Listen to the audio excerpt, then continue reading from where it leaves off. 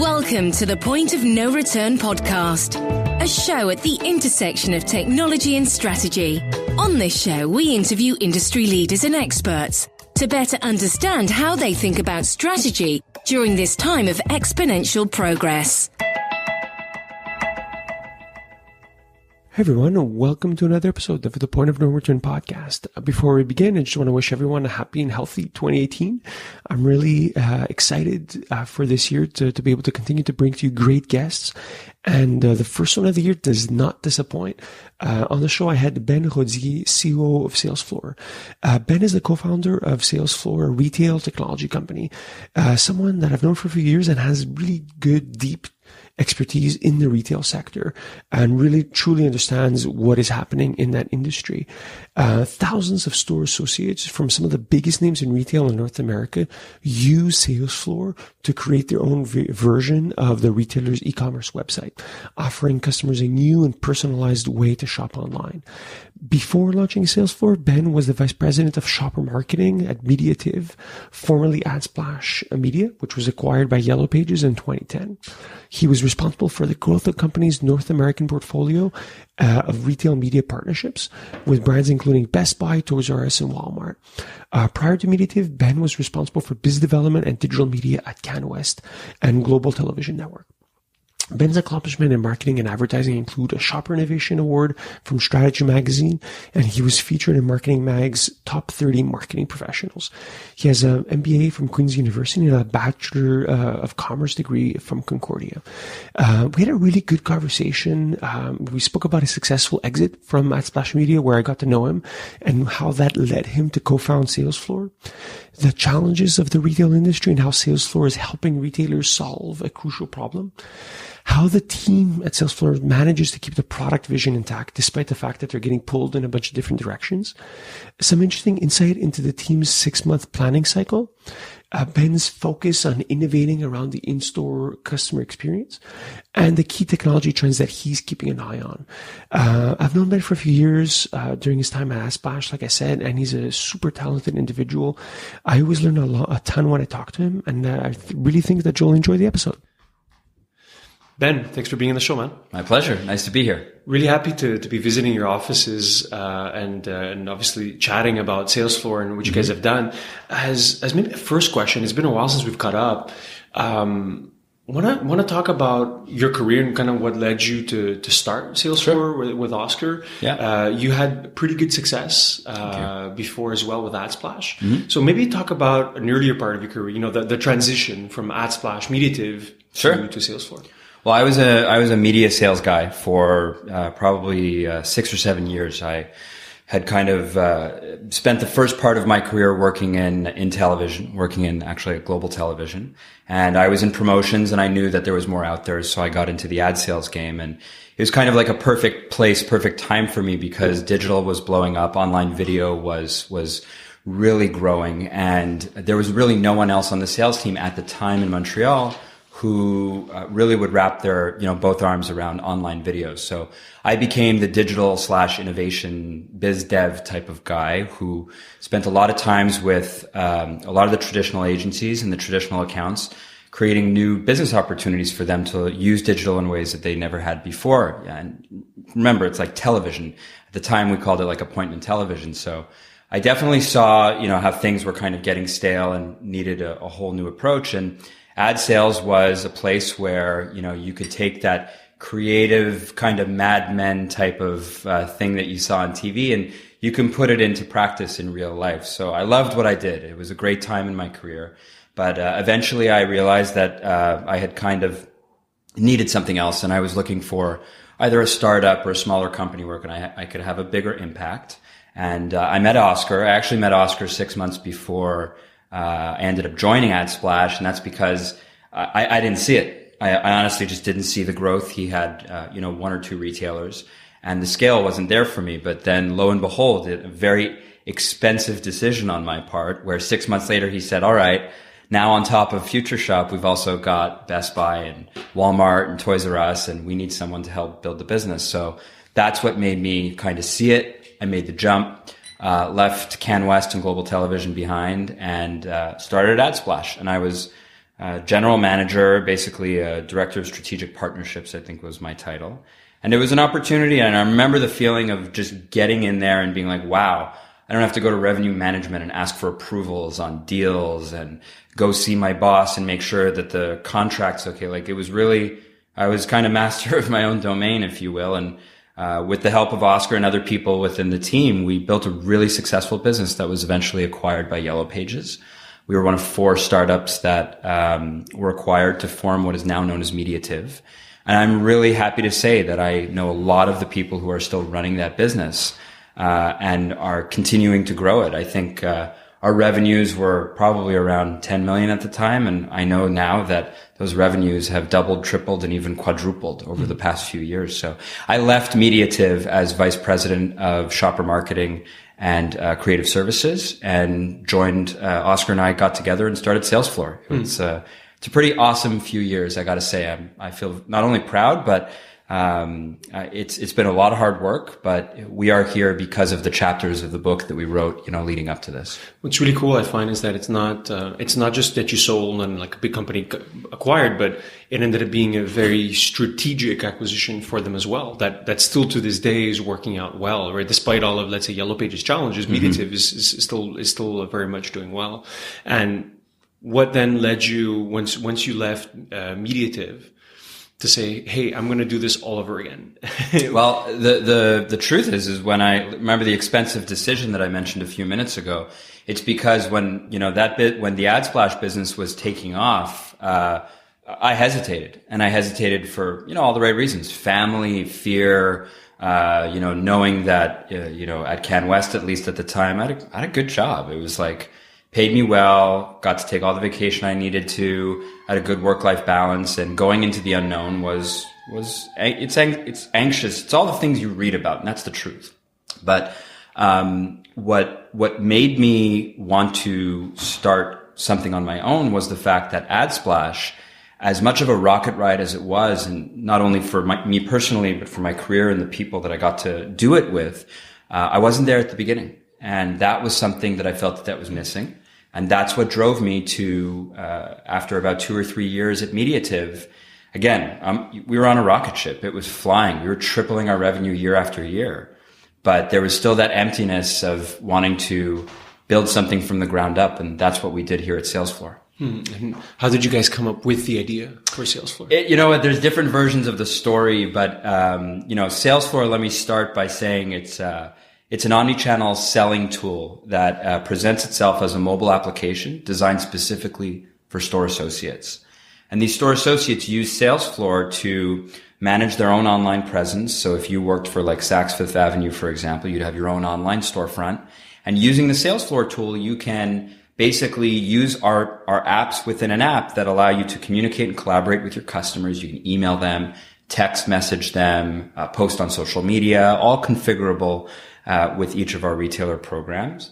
And then by using the app, you can also see what your customers have purchased in the past. And I think what kind of makes us different is all of that together, plus the fact that it's all integrated into the online shopping experience, allows this all to happen. And then when the customer actually buys something, the associate who has interacted with that customer gets to make the sale as if the customer was physically in front of them. If you think about that whole bridge between online and offline now, what we've done with Salesfloor is we've effectively bridged the gap that customers who interact with local stores and associates, they buy online, and they're going to buy online more and more in the future. So giving the associate a tool to be able to capture that sale or the productivity, whether it be commission or team-based bonuses, giving them the ability to actually serve the customer, have the customer buy online, and then continue to be basically credited with the sale. It's a huge differentiator for what we've done, and people are catching up. But to kind of go back to how, it all came to be, there's different versions of the story. I know that, my partner Oscar and I, we tell it a little differently, but my version of the story is that,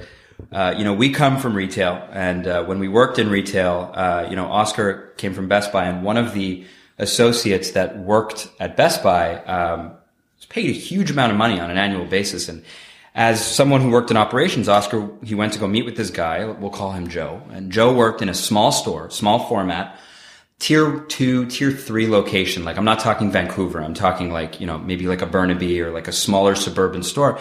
And even, more so than that, he also didn't work in like TVs or any of the, big departments. He worked in like home appliances, small home appliances and refrigerators and that.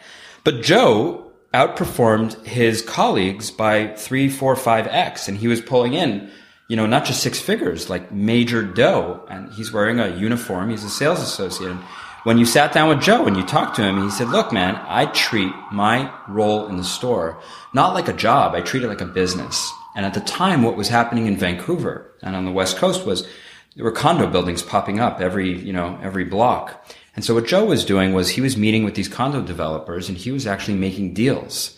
Now, yes, there's corporate rules in place to prevent things like from this happening. But at the time, Joe was looking at his responsibilities as an opportunity to not just be happy with what he was given in terms of, the store traffic. He went out, he hunted, he was what we call today that retailpreneur. And by doing that, he was giving himself the opportunity to make exponentially more sales than the guy standing next to him. And that's just from that hunger and that hustle. So Joe was the one who came to, at the time, Oscar and said, imagine if I had my own version of my retailer's website. I could be sitting at home having dinner with my family while my customers are buying from me and helping me put food on my table. And that's the idea that really kind of gave birth to the Salesfloor concept, where the associate is now able to serve that online customer. And if the customer goes and buys a few hours or days later, that associate or their team of associates get to make that sale online. So it sounds like you guys are solving a few really interesting problems. So one is the notion of commission, right? So if like someone comes in a store, does the classic showrooming, talks to the sales associate, well, that person is not then properly remunerated for having helped that customer, right? And then the second piece is allowing, let's say, the breadcrumbs of an in-store experience follow in the digital world. Yeah. So it's a very interesting insight. And how do you then subsequently monetize? Like, what's your business model? Do you charge per sales associate? Is it a flat fee per business? So how does we're a SaaS solution. So yeah, you're paying for Salesfloor on a monthly basis based on the number of users that are activated in the platform.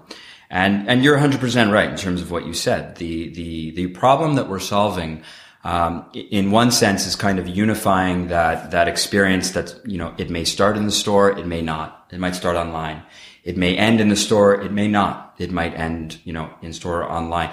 The whole concept, I think, today of omni-channel, which is like a buzzword that gets thrown around a lot, is that it's not one thing that takes, 1 or 2 or 3 different parts that, follow some kind of new way of shopping. Omni-channel is kind of everything and anything to all of these shoppers. Some people start online, go in store, use the app, touch a digital screen in the store, talk to an associate, go home, phone in an order. Like it really can take any shape. And I think that unifying the experience so that customers who decide to shop with a retailer get the same experience when they're in that store with that associate versus when they're shopping at home on that retailer's website. We believe that the associate should be present across all of these touch points because they're at the core of delivering that experience. And they're also the number one differentiator for these brick and mortar retailers against companies like Amazon and marketplaces and things like that. But to go back to your commission comment, I think it's important. I mean, commissions for sure make it a very easy concept to grasp when you think of Salesfloor and an associate who has a motivation to use this. But half of our retailers use Salesfloor not to earn commission. Because if you look at like a Toys R Us and Ann Taylor, for example, or a Kiehl's, which is a L'Oreal brand, these are retailers that are using Salesfloor, not so that the associates can earn commission in the store, but so that the customer who asks a question online gets the same level of service that they get had they been inside the store. And so if you think about a Kiehl's customer representative, who has more expertise about, it's freezing outside today, it's cold in Montreal, what kind of products should I be using to just get through the next few days as it dips down to like -20 or minus gajillion? Like there's a unique aspect to a product recommendation here that's going to be very different than a product recommendation that you get in Southern Ontario where it's 20 degrees warmer. So our solution gives the retailer and the associate the ability to deliver that experience regardless of the fact that they're not getting paid on commission. If you think about what a Kiehl's customer representative's job is in the store, it's to wait for a customer to walk in and give them the service that is the Kiehl's experience. we believe that that should be the exact same thing for customers who shop online. And I find you guys are in a good position because we all hear about, the retail apocalypse. It's now an entry in Wikipedia. Yeah. So the issues we have with retail, but the retailers that will survive are the ones that focus, paradoxically enough, on in-store experience. Yeah. Right? Because e-commerce, well, you're not going to win against the mass players, right? That are pure play. It's the people that are able to offer an augmented experience to their customers, right? By default, does that mean that you focus on customers that are a bit more high end or in a bit more of a niche, or do you sell to a broad swath of retailers? Our core customer prospect is a retailer that has a high level of focus around their customer experience. And that typically comes with a product category that requires what we typically refer to as a high touch service.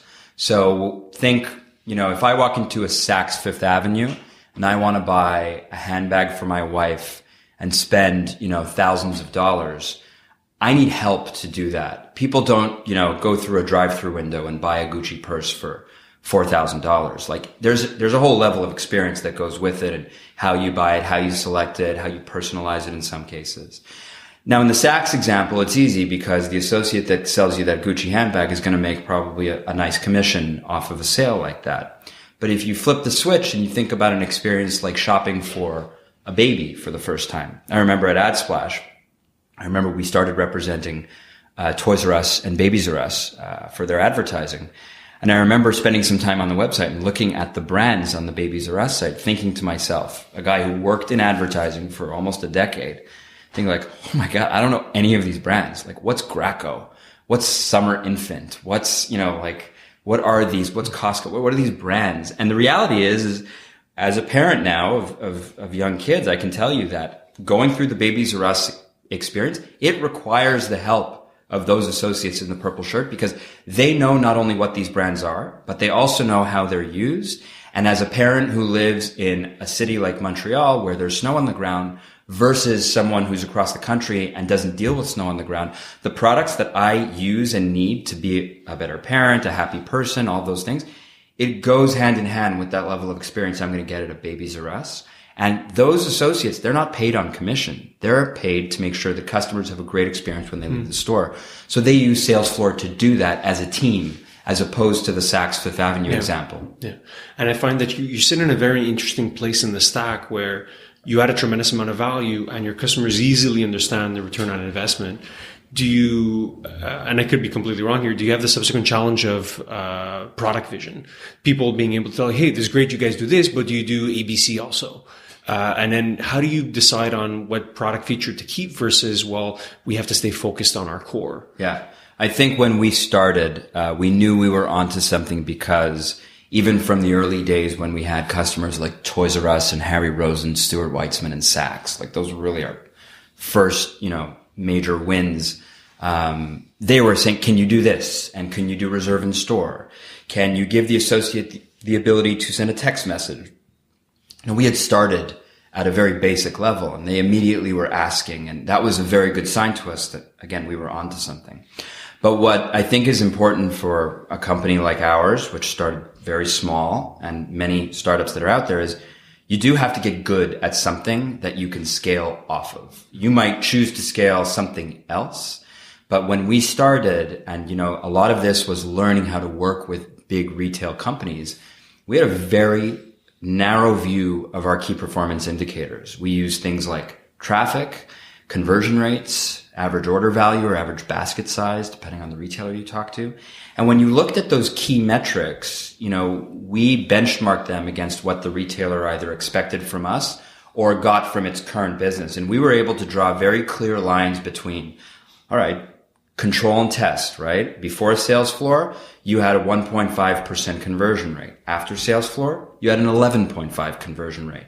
Is that good or bad? I mean, most retailers that we tell that we'll give you a 10x lift in your online conversions, they're like, yeah, right, prove it. And then as we move through a pilot program with our retailers, we actually get to prove it. 50% increase in online order value is another stat that we came up with very early on. If you look at a luxury retailer that sells, the Gucci handbag example I gave before, it's like we have Bloomingdale's and we have the Bay and Saks Fifth Avenue, they're used to seeing average basket sizes online of $400 to $500. If you look at our channel where the associate is actually interacting with the associate, we track the transactions. We're able to see that our online average basket size is typically anywhere from $600 to $800. So we can stand very strongly behind the fact that they'll convert more, they'll buy more through a higher basket size. And we got very good, and we kind of proved that as our core value proposition.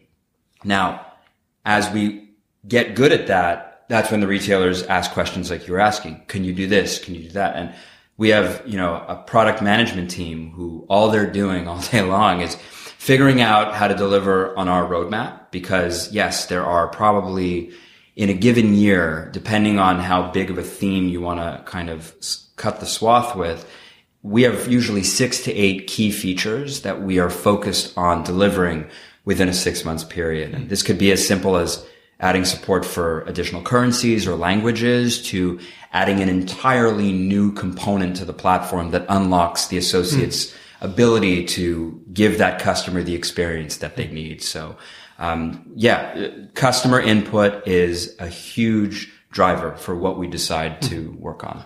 And then subsequently, how do you then decide company objectives? How do you guys sit down and figure out, okay, this is our strategy moving forward? In terms of strategy, I mean, it's a big loaded question for sure. Every year, we actually just did this. At the end of the year, we have company-wide meeting, get everybody together and get them aligned on our objectives. The objectives are set by obviously our CEO, who is Oscar, and we have our management team as well, who all provide their inputs into their different areas. But what we come up with is usually 4 to 6 key metrics that we need to hit for the year. And we put all of our resources, our efforts behind those metrics. For us, we have a growing list of clients that have come to us because they believe in the future of retail and enabling their associates with our technology. Being able to deepen our impact in our current customer base is a huge initiative for us this year. And part of that is going back to your question before around how do you drive product innovation? Well, if our customers who are paying us good money on a monthly basis are asking for things, and there's common themes across our customers, we need to focus on those things. So adding those new components to the platform that kind of open us up to new areas is a key initiative. And we have very specific, kind of super user groups of customers who are able to beta with us and do, certain experiments with us and show us, what's working and what's not. Because that's another thing with Salesfloor, is that there's a lot of tech companies out there that are trying to help retailers, but there's not so many tech companies out there who really understand what it's like to enter into a store environment and insert their technology into the hands of an associate. The associate is a very complex role. You have customers walking in and out all the time. So having a very close touch or finger on the pulse with these associates is key. So in terms of, you asked, how do we build our strategy? I think that our customers come first. Our input from our team is definitely, a close second, if not tied for first. And then what the market is saying is another, huge input point where we talk to probably 20 different retailers on a weekly basis. And we're talking to decision makers who are able to tell us, all the reasons why they want to go with Salesfloor, or reasons why they are apprehensive and might have a reason why, if you had this, we would go with you in a second. Yeah. So that's another key consideration. Well, it sounds like you've obviously achieved, the famous product market fit, right? You have a growing company, market validation for sure, and you're providing a lot of value. What are your biggest barriers right now for growth? Your biggest challenges? I think that you mentioned the retail apocalypse before. It's a very opportunistic time to be working with retailers, especially. Keep in mind, our list of clients represents some of the biggest retailers in North America. So it's not like we're working with, the smaller guys who have, between 1 and 10 stores, and can make decisions, practically overnight in comparison. Some of our retailers, take up to a year to make a decision. And I think that the speed, that retailers are willing to move because they want to be so careful about where they invest their dollars, is one thing. It doesn't concern me. It's the fact that we need to spend a lot more time in today's climate working with prospective customers and helping them understand what omnichannel and clienteling looks like for them, right-sized for their business. Because I can tell you, I keep looking at my board of our list of clients. What works for Kiehl's and L'Oreal may not work for Ann Taylor. So we have a group of folks here who work in a team called Retail Services. And like many tech companies, you have client success, but our Retail Services folks are specifically looking at how to work directly with retailers to solve key problems, mapping out customer journeys, helping them use the tool in ways that will drive the performance that they're looking for. We even sometimes sit down with retailers and we come up with brand new KPIs with them, because at a time like this where people are so careful about where they spend their money because of this kind of overarching, we call it this retail apocalypse effect. It's a really important thing to have a good retail services team there to make sure that we're showing these clients not only how to implement the solution properly, but be successful with it as time goes on. Mm-hmm. Yeah, like it sounds like your take on customer success is really an important one, because it's like you're helping customers really have kind of use the pun, right? Success, right? Yeah. To really actually benefit from the product. When it comes to how you set your own priorities for what matrix do you use? What kind of grid do you say, okay, here's where I'm going to spend my time on, as COO at Salesfloor? Well, you know what? It's not a simple, it's not a simple answer. And the reality is it comes down to that famous triangle, which is, money, time, and people, right? And I think that we have an incredible collection of people here who work on our development team, our product team, retail services, sales. Everyone here has one thing in common, and that is they want to have a very big impact on the business, on what they're doing. And I think that there is no magic bullet at Salesfloor in terms of where we make decisions and how we kind of trigger those decisions. But I think that business impact and the impact on our customer, our people, and the amount of time that it takes to do what we're doing are our key considerations. Mm-hmm. And there's a famous saying that at these company stand-ups that we do, I said we did it at the end of the year, but we also do smaller ones throughout the year. Oscar, our CEO, everybody kind of waits for it. And he says, almost every meeting, the next 6 months of this year, the next 6 months is the most important period of time in the company's history. And when you're a few years into the business and you have disrupted something, the reality is there's probably a bunch of people behind you who are ready to either take your position, take your idea, take it in a different direction. And the drive that is needed to keep us ahead and keep us in that first mover position is all about what we can do over the course of a 6-month period. So, long way to answer your question for sure, but I think that we look at our company's growth in achievable 6-month sizes. Yeah. And that's also what drives our product roadmap and also the customers that we go after as well. Yeah. I like that time frame because it gives you time to adjust as well, right? Yeah. Like after 4 or 5 months, if something is not working, you can easily change direction versus like these big 3-5 year plans that are not as useful in a fast moving environment. Yeah. A perfect example is, on our roadmap, there's certain administrator tools that we know we've been lacking, since we've been scaling over the past 2 years. And, as more customers come onto the platform, we also have to prioritize the amount of resources and bandwidth that we have. If 10 customers, sign up tomorrow, those customers typically take priority over what is features that we need to build. So finding that balance is key. And when it comes to administrator tools, reporting and tools and tooling and configurations, these are things that, we have product people who are constantly every week banging their fists on the table and demanding that, we add this, but being able to balance everybody's opinion at the table, that's the tough work that goes into it. But then when you compare that kind of work to a huge module that's going to allow an associate, for example, the ability to take a transaction in the middle of the aisle, which is what we typically call line busting, be able to order something offline, buy something in the store and ship from another store. That's a very complex module that only a few companies have really solved for. we're in a very unique position to solve it, but that's a big feature. That's a big module that when a company decides to do it, it takes a lot of money and a lot of time. Now, again, thinking in 6-month increments. So being able to balance the administrator tools that can probably get done in 1 or 2 sprints, 2 to 4 weeks.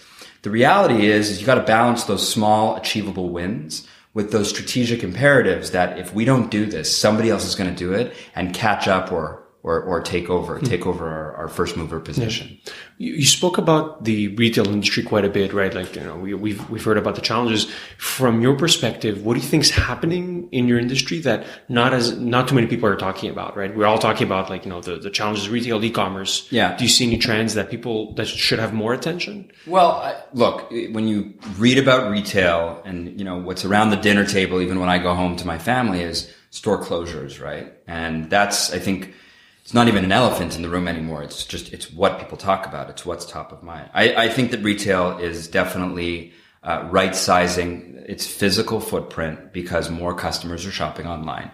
And does that mean that more stores are going to close? Yes, probably. But the experience in what's left in terms of this in-store experience is this super important thing that I think everybody doesn't talk about as much. So what I'm keeping my eye on is innovation in the store and creating this concept of the connected store as retail continues to right size itself. Because, I think Nordstrom went to the extreme by opening a store with no products. It's a showroom only. And I think it's still to be determined to see, how that actually helps them grow into this new unified commerce experience. But what I see a lot of our retailers doing is figuring out ways that they can empower the people who are on the front line, delivering the experience to the customer and giving them the tools that they need so that customers who are undecided that leave the store or choose to shop online, they don't sacrifice or lose anything when they do that. So I read a lot of stories, and I'm sure you do too, about stores that are investing in cell phone charging stations and magic mirrors, for example. Now, I think these are super cool, interesting pieces of hardware that are inevitably going to be more and more part of our in-store experience. But I think that there's a bit of a gap that exists between thinking about innovation in the store and when you talk about things like how to charge your cell phone, for example. This is a pretty basic problem that, whether it's a locker or a disposable charging tab or something like that, keeping people in the store is definitely our priority. But I think that retailers and commentators, people who write thought leadership like yourself, I think we need to evolve our thinking a little bit in terms of what we consider as innovation in the in-store experience. It doesn't necessarily mean keeping people in the store for as long as possible. It also means giving the customer the ability to maintain that level of engagement with the brand, regardless of the fact that the store represents one thing and now online and omnichannel represents something else. So innovation in the store is one. I think that artificial intelligence and chatbots is becoming increasingly interesting, and that this is no longer on a month or 2-month basis. I check back into it. On a daily basis, we are finding interesting use cases for machine-based operations. So it's not necessarily just a chatbot. It's not just necessarily artificial intelligence. I think that what you're going to see, at least from Salesfloor, and I know a lot of other companies that are focused on retail, is how automation in the customer experience is going to solve a lot of problems in 2018. We're working on something here where we're going to give the associate so much more information about their customer before they even connect with that customer. And that's going to be done through AI and chatbots. Yeah. And then the last thing I'll tell you that we're keeping our eye on is the independent retailer. Our core customer is definitely the enterprise retailer. But as we spend more and more time out there at conferences and meeting people, the reality is that we, unlike many companies, have started with the largest organizations in the world, and we've proved it. I think a lot of people are waiting to see how Salesfloor now engages goes down market and starts to offer small and medium-sized businesses the ability to do the same solution that the big guys have done. And we started our work around that in terms of being able to offer a very scalable, very easy to implement solution of Salesfloor to retailers that have 1 to 10 store locations. Because in the end, this power of the independent, there's a ground movement there. And I think that we're seeing that with companies like Shopify and Lightspeed. They're kind of awakening that movement. It's great to see. Yeah. And the long tail of companies in that list, right, is incredible. Yeah. You mentioned a few interesting use cases and the different applications. What are the ones that you're keeping, let's say, your closest attention on for Salesfloor? Is it machine learning in terms of all the data that you're collecting?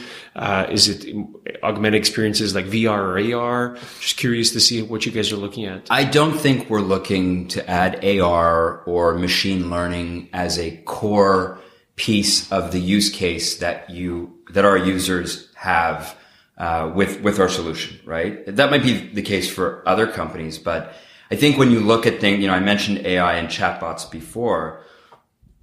Our focus, as narrow as this might sound, is that we want to make the job for the associate in the store better, more enjoyable, more fruitful and profitable, whether that be for the retailer or for the associate themselves. And I think that, by introducing a certain level of automated experiences, whether it be AI or chatbot or whatever, I think there's a way that associates can, through this automation, they can get so much more out of their experience with Salesfloor and with technology. Because right now, again, like we're only a few years in, and what we've done is we've bridged this gap between the customer and the associate. But as it stands today, the customer has to actually enter all their information that they want the associate to look at when making a product recommendation. I think that we can actually introduce some automated steps that actually gather that information for the associate so that before they press their first key on that iPad in the store or on their iPhone, they're actually armed with more buying data and more consumer behavioral data than they ever have before. And I think that that's where our level of focus around automation and machine learning is going to help. It's going to look at data in ways that human beings can't. It's going to aggregate and infer certain relationships between, if you bought, I use this example all the time, red pants, white shirt, you have a 390% probability of buying a gold scarf. And if that's the case, and there's an associate behind the device that doesn't know that, we should be, through the technology, giving that associate that leg up that all of these other tools in the business that are used by corporate have typically had. So we want to kind of unlock that associate's potential using those approaches. Yeah, I'm really looking forward to when you guys have figured out the Minority Report example. Yeah. It looks like you're about to do a lot. Ben, this has been a real pleasure. Maybe it was the last question. Where can people find out more about Salesfloor or about yourself? Salesfloor is online at salesfloor.net. That's our website. And we're on Facebook and LinkedIn and Twitter. And feel free to check us out because every month or so we're publishing our own thought leadership blog content all around how the connected store and the unified or omni-channel shopping experience is evolving. And so we'd love to hear feedback from you guys. And it's been a real pleasure being here. Thank you, Ben. My pleasure. Thank you for listening to the Point of No Return podcast. Never miss an episode by clicking on the subscribe button on iTunes or Google Play.